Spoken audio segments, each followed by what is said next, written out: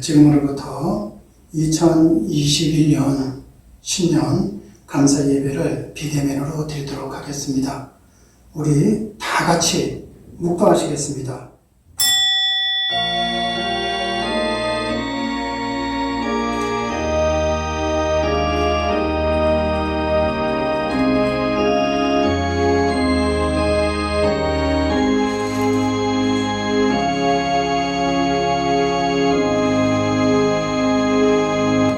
사랑의 주님, 우리에게 2021년을 허락해 주시니 감사합니다. 하나님, 사람이 성장해가고 성숙해가는 것처럼 2021년을 맞이하여 우리의 신앙도 성장되고 성숙되어 나갈 수 있도록 복을 내려 주시옵소서. 주님 고맙습니다. 예수님 이름으로 기도드렸습니다. 아멘. 우리 찬송하시겠습니다.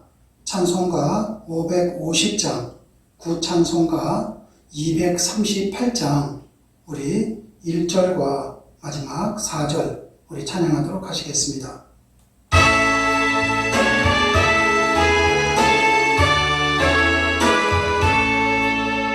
시온의 영광이 빛나는 아침, 어둡더니 땅이 밝아오니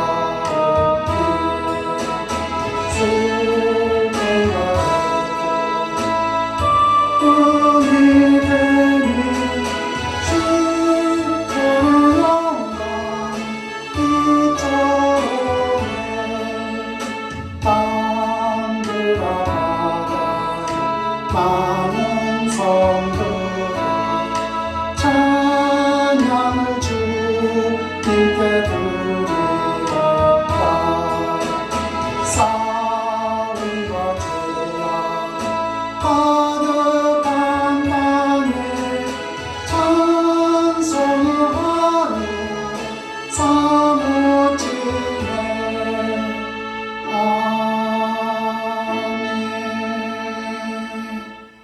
우리 다 같이 사도신경으로 신앙 고백 드리도록 하겠습니다.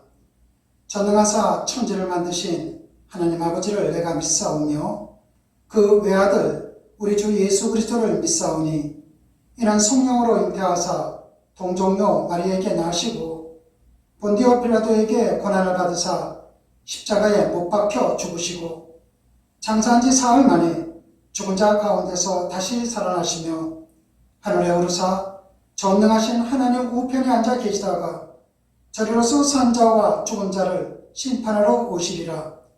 성령을 믿사오며 거룩한 공회와 성도가 서로 교통하는 것과 죄를 사하여 주시는 것과 몸이 다시 사는 것과 영원히 사는 것을 믿사옵나이다. 아멘. 우리 찬송하시겠습니다. 찬송가 552장 옛날 구찬송가로는 358장입니다. 우리 1절과 그리고 마지막 절 우리 찬송하도록 하시겠습니다.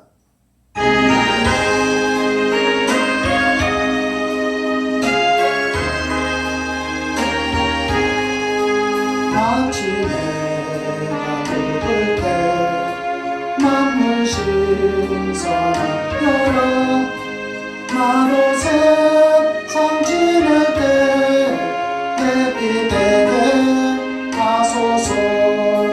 주여 나를 도우사 세월 어선한 곳 더큰 세상 지낼 때 햇빛에 가소서. 한번 위하여 몸과 마음을 드리고 주의 사랑 나타내 햇빛에 가소서.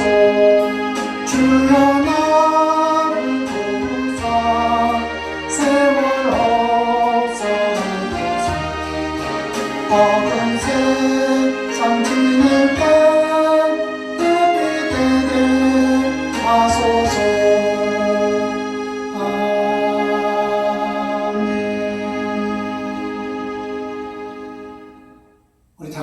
기도하시겠습니다. 다 같이 기도하시겠습니다. 사랑의 주님, 하나님의 은혜와 사랑을 감사드립니다.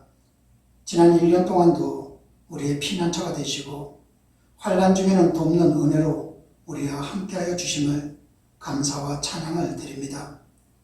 한 해를 결산하며 새해를 결단하는 심령으로 나왔사오니 하나님 아버지, 주님의 능력이 우리의 능력이 되어 주시기를 기도합니다. 지난해에 부족한 결실을 회개하오니 용서하여 주시옵소서. 또한 신년에는 맡겨진 사명에 충실하며 충성으로 영광을 돌리는 삶을 살아갈 수 있도록 성령님 도와주시고 인도하여 주시옵소서. 사랑의 주님, 신년에는 예배의 승리자가 되게 도와주시옵소서. 기도함으로 축복자가 되게 도와주시옵소서. 헌신의 풍성한 열매가 맺히게 하여 주시옵소서. 이 한 해가 이 나라 이민족이 회복하고 가정과 윤리가 회복될 수 있도록 은혜를 베풀어 주시옵소서. 특히 코로나19로부터 이 땅을 지켜 주시옵소서.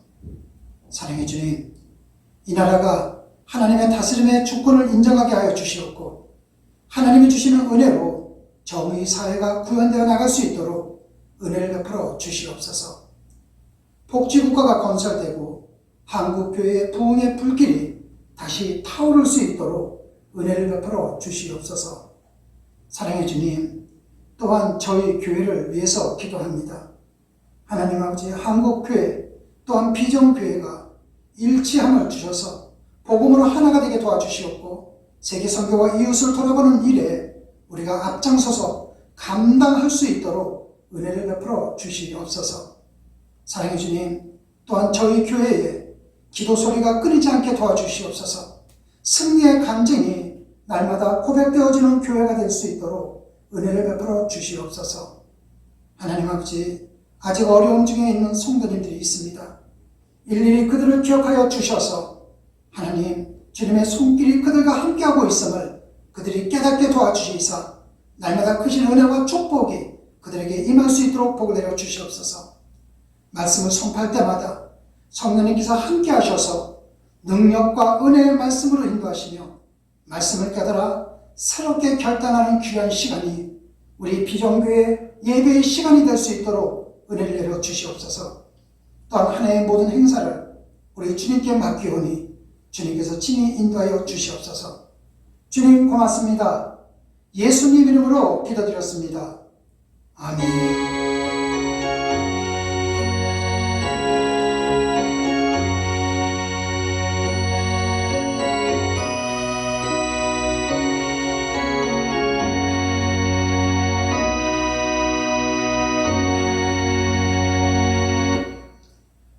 오늘 말씀 보도록 하겠습니다. 오늘 말씀은 요한복음 17장 1절에서 5절까지 말씀입니다. 요한복음 17장 1절에서 5절까지 말씀입니다. 여러분들이 찾으셨으면 요한복음 17장 1절에서 5절까지 제가 봉독해 올리겠습니다. 예수께서 이 말씀을 하시고 눈을 들어 하늘을 우러러 이르시되 아버지여, 때가 이르러 싸우니 아들을 영화롭게 하사 아들로 아버지를 영화롭게 하게 하옵소서. 아버지께서 아들에게 주신 모든 사람에게 영생을 주게 하시려고 만민을 다스리는 권세를 아들에게 주셨음이로소이다. 영생은 곧 유일하신 참 하나님과 그가 보내신 자 예수 그리스도를 아는 것이니이다. 아버지께서 내게 하라고 주신 일을 내가 이루어 아버지를 이 세상에서 영원하게 하였사오니 아버지여, 창세전에 내가 아버지와 함께 가졌던 영화로서 지금도 아버지와 함께 나를 영원하게 하옵소서. 아멘. 이제 2021년이 시작이 되었습니다. 오늘이 첫째 날 1월 1일입니다. 저는 오늘 여러분과 함께 요한복음 17장 1절에서 5절 말씀, 그 가운데 제목을 눈을 들어 하늘을 우러러, 눈을 들어 하늘을 우러러. 이 말씀의 제목은 우리 교회 2021년 표 말씀이기도 합니다. 오늘 우리 교회 표 말씀을 가지고 여러분과 함께 말씀을 묵상하도록 하겠습니다. 이제 2021년이 시작되었습니다. 여러분의 가정과 삶의 현장이 주님이 주시는 은혜와 은총이 가득한 한 해가 되시기를 주님의 이름으로 축원합니다. 2021년이 여러분의 기도의 소원이 하나님께 상달되어 응답받는 복된 한 해가 되기를 주님의 이름으로 축복합니다.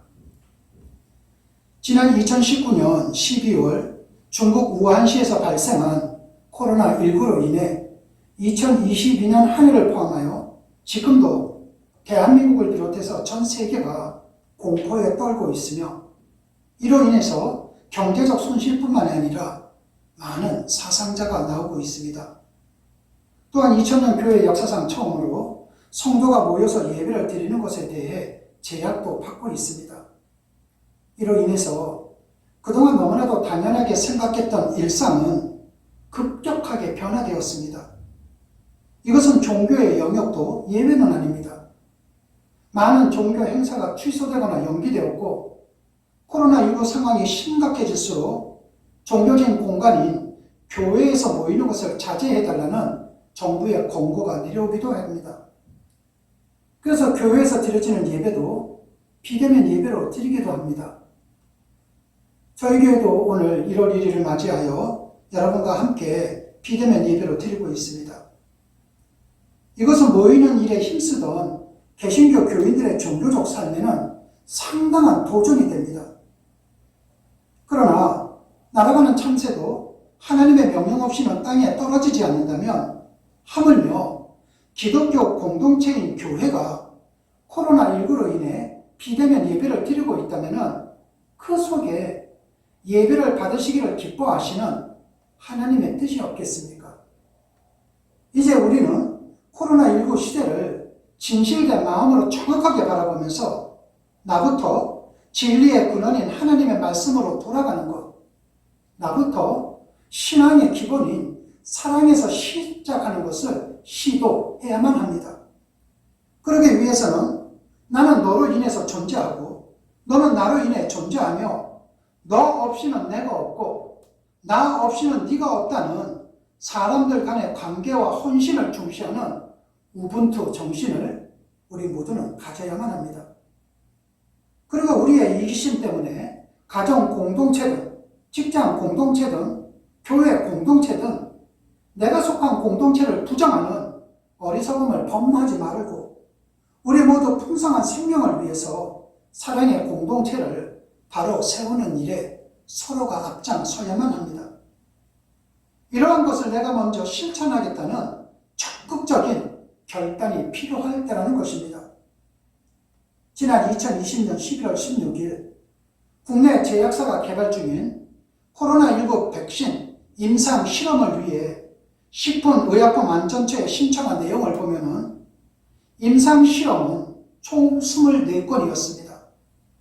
그리고 거기에 필요한 대상자는 총 2,552명이었습니다.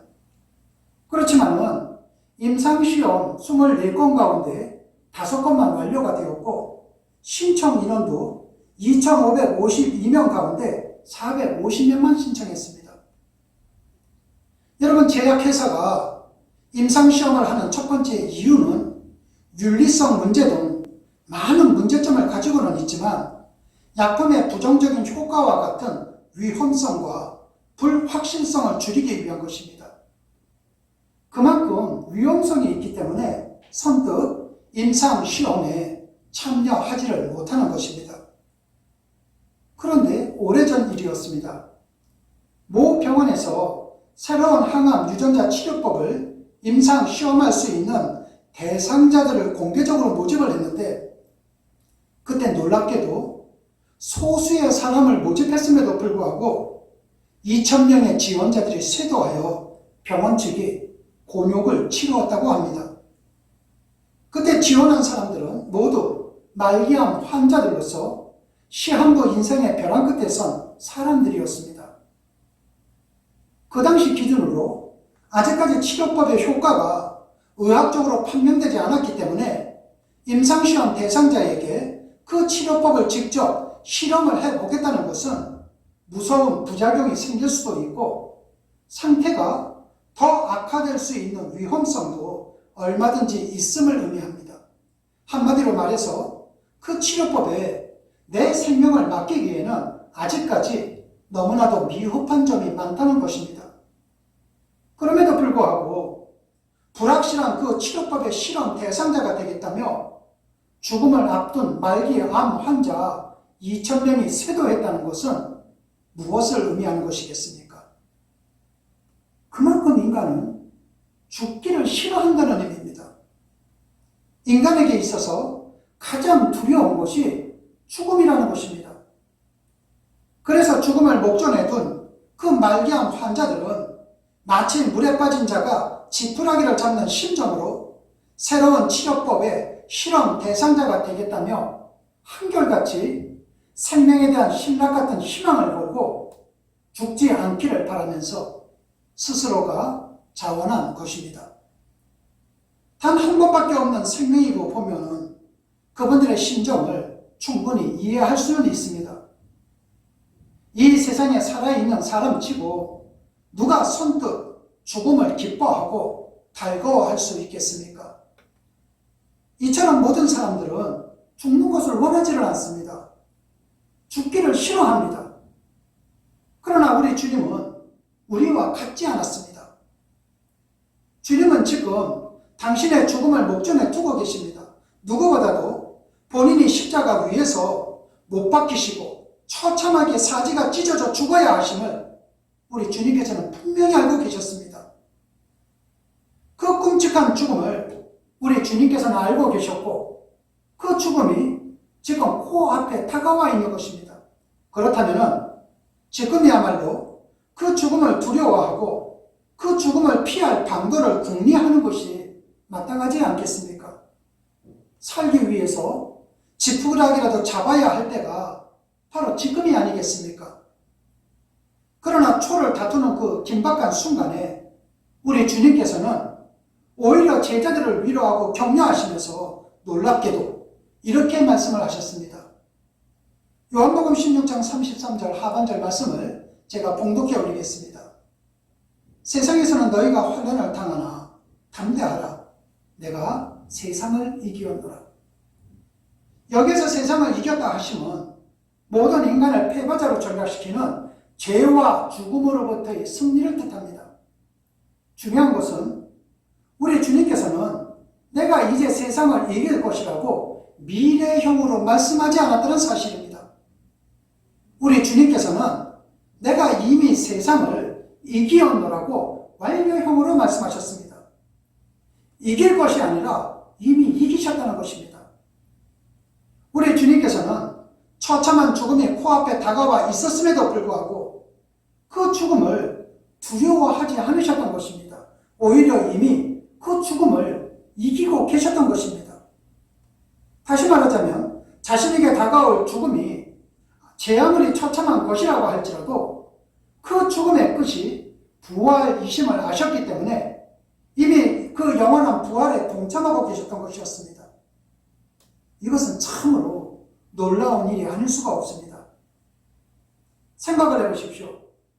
이 땅에 오셨던 주님 역시 우리 인간과 똑같은 육신을 갖고 계셨습니다. 육신을 가진 인간치고 죽음을 기뻐할 자는 아무도 없습니다. 여러분, 우리 주변에 부모가 자식의 죽음 앞에서 자신이 자식 대신 죽었으면 하는 마음을 가질 수는 있습니다.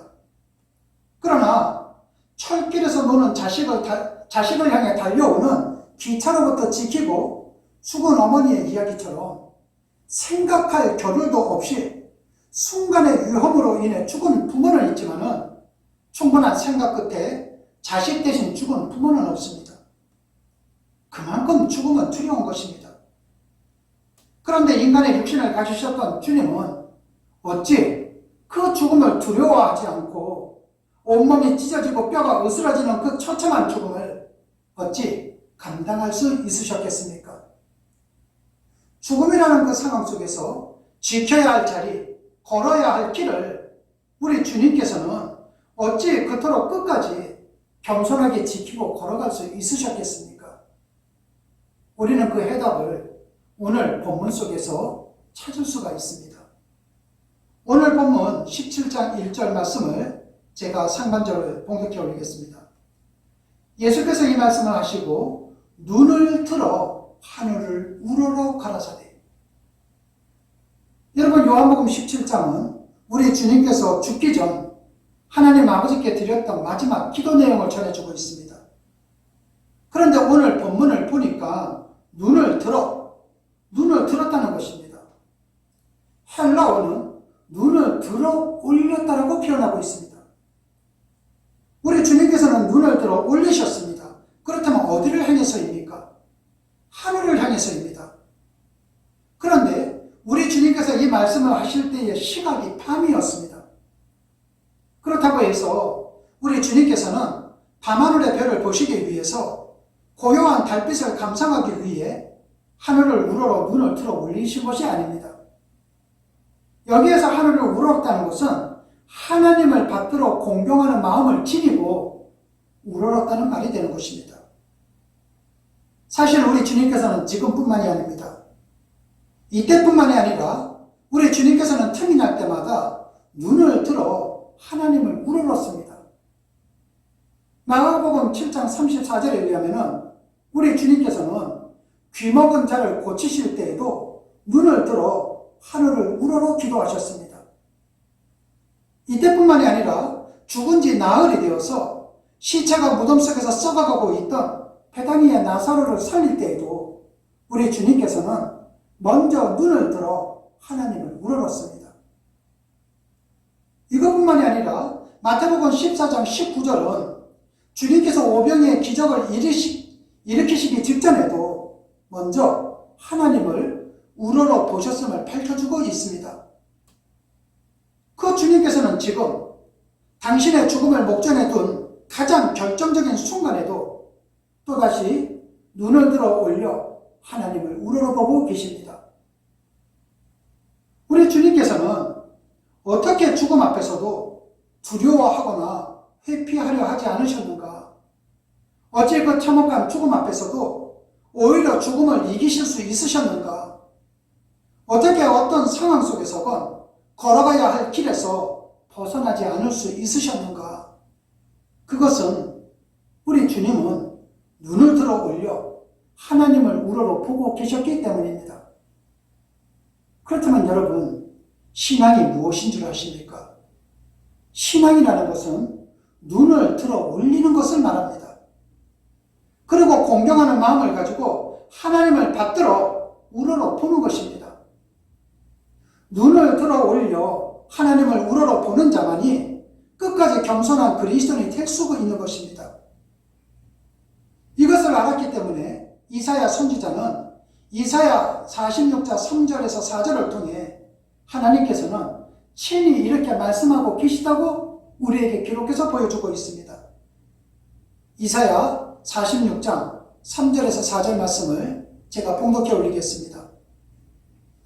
태에서 나무로부터 내게 풍기인 너희여, 너희가 노년에 이르기까지 내가 그리하겠고 백발이 되기까지 내가 너희를 품을 것이라. 내가 지었은즉 안을 것이요 품을 것이요 구하여 내리라. 하나님께서는 마치 어미가 그 자식에게 그러하듯이 우리를 품고 계시며 우리를 안고 계신다고 고백을 했습니다. 이것은 하나님께서는 하늘 저 높은 곳에 계시는 분이 아니라 내 곁에서 나와 함께하는 분이시라는 것을 의미합니다. 이와 같은 하나님의 고백은 헤아릴 수 없을 정도로 수없이 많이 성경 속에 나타나고 있습니다. 하나님께서 항상 우리와 함께 주님과 함께 계심에도 불구하고 우리 주님께서는 왜 매번 눈을 들어 올려 하나님을 우러러 쳐다보셔야만 했겠습니까? 모든 인간의 곁에 계신 하나님께서는 유독 우리 주님에 대해서만은 하늘 위에만 계시는 것이겠습니까? 그렇지 않습니다. 주님께서 눈을 들어 올려 하나님을 우러러 보셨다고 하는 것은 그런 의미가 아닙니다. 그것은 우리 주님께서는 하나님에 대해서 언제나 스스로 낮고 낮은 위치에 있다는 것을 보여주고 있는 모습입니다. 비록 하나님께서 주님 곁에 계신다 할지라도 언제 어디서든 눈을 들어 하나님을 우러러보는 낮은 마음을 잃지 아니하셨기 때문에 그분은 끝까지 하나님의 말씀에 순종하는 겸손한 마음을 가질 수가 있었던 것이었습니다. 여러분, 예수님의 삶을 보십시오. 하나님을 얼마나 사랑하고 하나님의 말씀에 얼마나 순종을 했으면 하나님의 명령에 따라서 하나님과 본체가 같으신 성자 하나님이신 그분이 인간으로 오실 정도로 하나님을 사랑하고 하나님께 순종을 했겠습니까? 우리 주님께서는 성자 하나님이십니다. 이처럼 본체가 같으심에도 불구하고 그 성부 하나님을 사랑하셨기 때문에 성부 하나님의 명령에 대해서는 성자 하나님이신 예수님께서는 언제나 모두 예스였었던 것이었습니다. 하나님을 그만큼 사랑하셨던 것입니다. 하나님의 명령에 그만큼 순종하신 겁니다. 이 땅에 오신 그 예수 그리스도께서 당신의 목숨을 제물로 내어 놓을 정도로 사람 또한 사랑을 하셨습니다. 그래서 우리가 예수 그리스도를 X로 표현하는 것은 단순히 크리스토스라는 헬라어 단어 제일 첫 글자가 키, 영어로 X의 모양을 했기 때문이 아니라 그분의 삶 자체가 X를 이루는 삶이었기 때문입니다. 즉 균형 있는 하나님 사랑과 사람 사랑의 삶을 사셨던 것입니다. 또한 겸손을 나타내는 영어 휴밀리티라는 단어의 어원은 라틴어 휴무스에서 나왔는데 그것은 흙이라는 뜻입니다. 그렇다면 겸손이라는 것이 무엇인가? 내 자신이 흙이라는 것을 아는 겁니다. 여러분, 흙을 보십시오. 흙은 어디에 있건 흙은 사람의 팔 아래에 있습니다. 사람의 머리 위에 있는 흙은 없습니다. 아무리 산 꼭대기 높은 곳에 있는 흙이라 할지라도 흙은 언제나 사람의 팔 아래에 있습니다. 이처럼 언제나 사람의 발 아래에서 사람을 우러러 볼 때에 흙은 진정한 흙일 수가 있는 것입니다. 하나님과 흙인 우리의 관계도 이와 똑같다는 것입니다. 하나님께서 우리를 사랑하셔서 우리 곁에 계시며 우리를 품고 안고 계신다 할지라도 우리가 지켜야 할 자리는 언제나 그분의 팔 아래입니다. 겸손한 마음을 가지고 있어야 한다는 것입니다. 하나님께서 우리를 아무리 높여주셔도 우리가 하나님을 내려다보거나 하나님을 우리와 동급이 아니시기에 하나님과 마주 보려고 해서도 안 됩니다. 우리는 언제나 눈을 들어 올려 하나님을 받들어 공경하는 마음을 지니고 하나님을 우러러 보는 자들이 되어야만 합니다. 그때 우리는 아무리 세월이 흘러도 교만함에 빠짐없이 진정 하나님만 드러내는 겸손한 그리스도인이 될 수가 있는 것입니다. 이처럼 눈을 들어 올려 하나님을 우러러보는 자만 어떤 상황 속에서건 자신의 삶을 온전히 하나님께 맡길 수가 있는 것입니다. 우리 그리스도인들이 즐겨 애송하는 노래 중에 시편 121편이 있습니다. 그 시편이 이렇게 시작을 하고 있습니다. 제가 시편 121편 1절 말씀을 봉독해 올리겠습니다. 내가 산을 향하여 눈을 들리라. 나의 도움이 어디서 올고. 지금 시인은 땅만 내려다보면서 말할 수 없는 절망과 탄식에 빠져 있습니다. 그렇지 않겠습니까? 땅만 내려다보고서야 무슨 소망을 얻을 수나 있겠습니까? 여기서 땅이라는 것은 그냥 땅만 뜻하는 것이 아니라 세상을 뜻하기도 합니다. 여러분, 우리가 이 세상을 바라볼 때에 희망보다는 절망과 탄식이 더 많지 않습니까? 참된 소망은 어떤 경우에도 세상으로부터, 땅으로부터, 아래로부터 오는 것이 아닙니다. 그래서 나의 도움이 어디서 올고 탄식하던 시인은 문득 높은 곳을 향해 눈을 들어 올렸습니다. 그리고 그 순간 시인은 놀랍게도 이렇게 고백을 합니다. 시편 121편 2절 말씀을 제가 봉독해 올리겠습니다. 나의 도움이 천지를 지으신 여호와에게서로다. 여러분, 시인은 눈을 들어 올리는 순간 천지를 창조하신 하나님을 보았던 것입니다. 하나님이 나와 함께하고 계심을 확인했던 것입니다. 그 순간부터 탄식으로 시작되었던 시인의 고백은 이렇게 극적으로 반전되고 있습니다. 여호와께서 너로 실족지 않게 하시며 너를 지키시는 자가 졸지 아니하시리로다. 여호와는 너를 지키시는 자라. 여호와께서 내 우편에서 내 그늘이 되시나니 낮에 해가 너를 상치 아니하며 밤에 달도 너를 해치 아니하리로다. 여호와께서 너를 지켜 모든 환난을 면케하시며 또 내 영혼을 지키시리로다. 여호와께서 너의 출입을 지금부터 영혼까지 지키시리로다. 처음에 절망과 탄식의 분위기는 완전히 사라지고 영원토록 자신의 삶을 하나님께 맡기는 승리의 노래로 이 시편의 노래는 끝마치고 있습니다. 그렇다면 어떻게 이런 대역전이 가능했겠습니까? 눈을 들어 천지를 지으신 창조자 하나님을 우러러 보았기 때문입니다. 전능하신 하나님께서 나와 함께 하시는 한 내 삶의 결과를 반드시 책임져 주실 것임을 확신하고 있었던 것입니다. 처참한 죽음이 주님을 덮치려는 그 결정적인 순간 우리 주님은 눈을 들어 하나님을 우러러보셨습니다. 그리고 그분은 주저없이 죽음의 길로 나가셨습니다. 하나님께서 함께 하시는 한 하나님께서 당신의 생명으로 반드시 죽음을 깨뜨려 주실 것을 우리 주님께서는 확신을 하고 있었던 것입니다. 이처럼 눈을 들어 하나님을 우러러보는 자만 모든 상황에서 한치의 주저도 없이 하나님께 자신의 삶을 의탁할 수 있는 것입니다. 여러분, 이처럼 소망과 확신은 언제나 위로부터만 오는 것입니다. 이처럼 눈을 들어 하나님을 우러러보는 자만 지금 내게 주어진 일의 중요성을 우리는 놓치지 않을 수가 있다는 것입니다. 세상에 태어난 자는 모두 죽습니다. 그래서 매일 지구에서는 지금 이 시간에도 수없이 많은 자들이 죽어가기에 특별한 죽음이라는 것은 있을 수가 없습니다. 우리 주님은 로마 제국 한복판에서 죽은 것이 아닙니다. 로마 제국 변방에서 죽었습니다. 그날 현장에서 강도들도 함께 죽었습니다.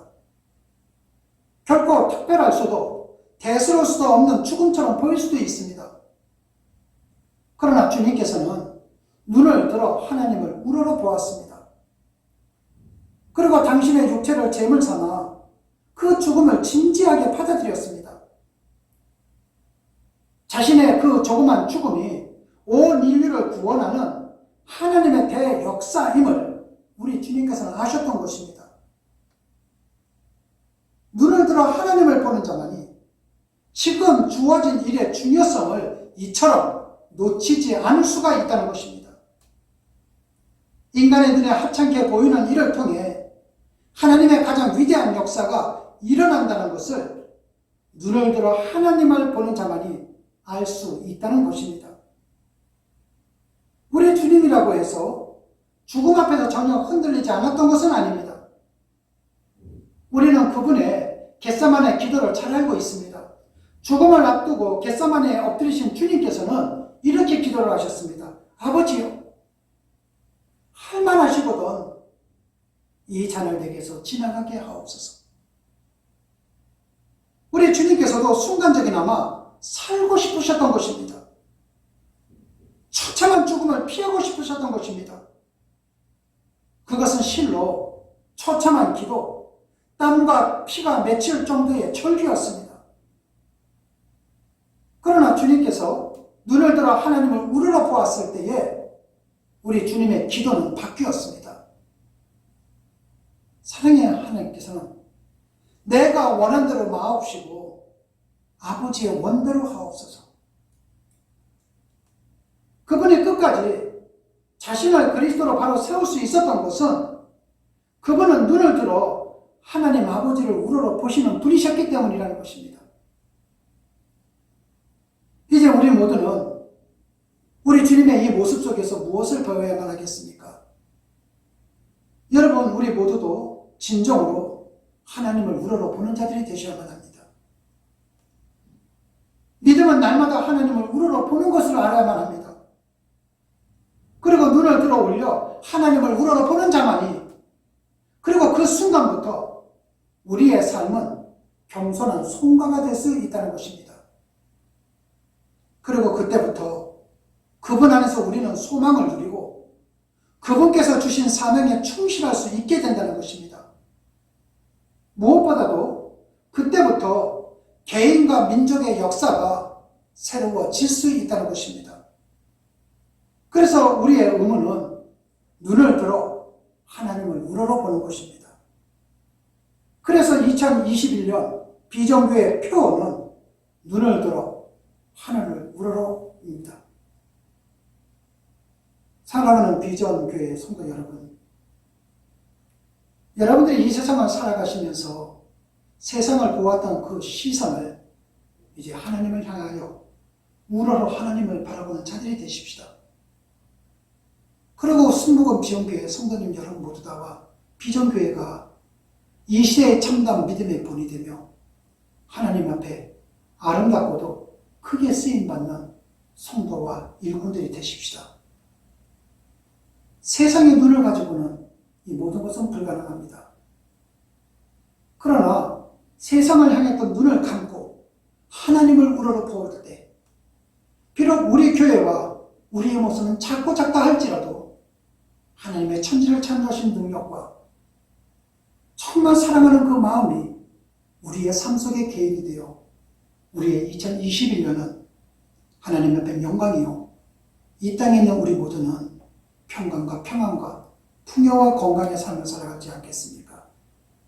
그 모든 것을 살아가는 주인공들이 되시기를 주님의 이름으로 축원합니다. 기도하시겠습니다. 하나님 아버지 감사합니다. 사랑의 주님, 이제껏 하나님과 마주보려고 했던 나의 죄를 용서하여 주시옵소서. 심지어 하나님을 내려다보았던 나의 오만함도 용서하여 주시옵소서. 이 시간 이후로 예수 그리스도를 본받는 자가 되기를 원합니다. 겸손하게 나의 눈을 들어 올려 하나님을 우러러보는 자가 되게 도와주시옵소서. 하나님께서 나를 아무리 존귀하게 해주시고 아무리 높여주시고 아무리 크게 해주신다 할지라도 일평생 겸손 속에 거하는 자가 될 수 있도록 도와주시옵소서. 오직 눈을 들어 하나님을 우러러봄으로 창조주 하나님께 내 삶을 온전히 맡겨드리고 위로부터 주어지는 소망과 확신을 누리는 자가 될 수 있도록 은혜를 내려 주시옵소서. 지금 하나님께서 내게 맡겨주신 일의 소중함을 깨닫게 도와주옵시고 나의 사명을 바르게 분별해 갈 줄 알게 인도하여 주시옵소서. 언제나 눈을 들어 올려 하나님을 우러러봄으로 타인을 정죄하려 하기 이전에 먼저 나 자신을 성찰하게 도와주시옵고 나를 바로 세우며 이 사회 이 민족의 역사를 바로잡는 하나님의 도구가 될 수 있도록 은혜를 베풀어 주시옵소서. 믿음이란 눈을 들어 올리는 것이요 하나님을 우러러보는 것임을 잊지 않게 하여 주시옵소서. 그라여 2021년 우리 모두 눈을 들어 올려 하나님을 바라보는 진정한 그리스도인들이 될 수 있도록 은혜를 내려 주시옵소서. 주님 고맙습니다. 예수님 이름으로 기도드렸습니다. 아멘. 이제 봉헌하는 시간입니다. 여러분 각자 가정에서 준비하신 헌금을 지금 그 자리에 올려놓으시기 바랍니다. 여러분 앞에 올려놓으시고 여러분의 손을 그 자리에 올려놓으시기 바랍니다. 그리고 제가 기도하겠습니다. 하나님 아버지 감사합니다. 주님 앞에 귀한 물질을 바칩니다. 하나님, 이 물질을 바치는 순간 바쳤던 마음과 바쳤던 손길을 잊게 도와주시옵소서. 하나님, 누구에게 드러내기 위하여 드리는 헌금이 되는 것이 아니라 과거에 돌았던처럼 하나님 앞에 진솔된 마음으로 드리는 헌금들이 되기를 원합니다. 하나님 아버지, 또한 이 물질이 쓰이는 곳곳마다 하나님의 나라가 확장되기를 소망합니다. 이 물질이 어느 곳에 쓰임을 받는지 주님께서 친히 이정표가 되어 주셔서 하나님 소중한 헌금이 바르게 쓰임받을 수 있도록 은혜를 베풀어 주시옵소서. 주님 고맙습니다. 예수님 이름으로 기도드렸습니다. 아멘. 교회 소식 말씀드리겠습니다. 이제 2021년 1월 1일 새해가 되었습니다. 사랑하는 성도 여러분, 여러분 가정 속에 주님 안에서 새해 복 많이 받으십시오. 건강하십시오. 여러분 모두가 평안하십시오. 이제 축도로서 예배를 마치도록 하겠습니다. 축도하겠습니다. 지금은 우리 주 예수 그리스도의 은혜와 하나님 아버지의 무한하신 사랑과 보혜사 성령님의 감화감동 충만한 역사가 언제나 눈을 들어 올려 하나님을 우러러보는 그리스도인이 되기를 소망하는 주님의 백성들과 비종교에 위해 지금으로부터 영원토록 함께 하시기를 간절히 축원하옵나이다. 아멘.